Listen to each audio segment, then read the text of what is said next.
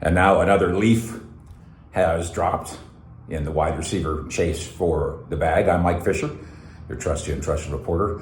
We are in Frisco, Texas, home of the Dallas Cowboys, where the Cowboys and CeeDee Lamb, obviously highly aware of what just happened. The Minnesota Vikings, after a long wrestling match with Justin Jefferson, arguably the best receiver in football, have just done the deal. It's 4 years, and the average per year is $35 million. That makes Justin Jefferson, on paper, the second highest paid player ever. I'll make it the highest paid player ever, not counting quarterbacks.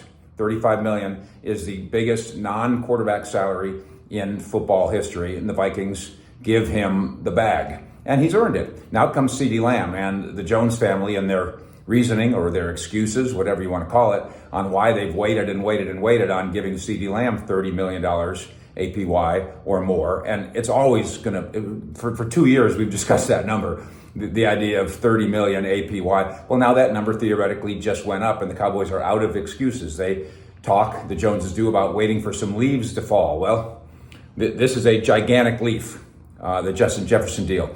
This obviously has ramifications, by the way, across the league. For instance, in Pittsburgh, where they talk about, the Steelers whisper about trading for a wide receiver like Ayuk or Debo. Well, those guys are looking at the Jefferson contract too, and they're going to want to get paid.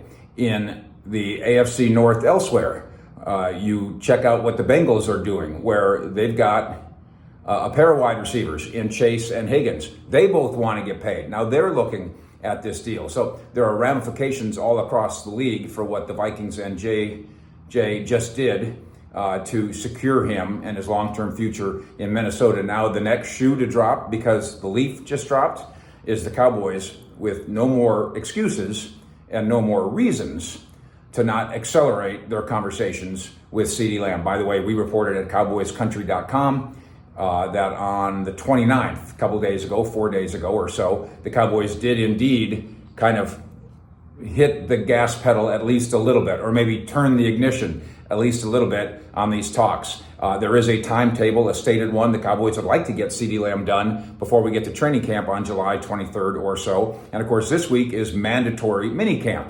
And CeeDee Lamb has sat out OTAs. It's a holdout, even though they're voluntary. That may change things as well, too, as we move forward in the week. In Frisco with the Cowboys, Fish out.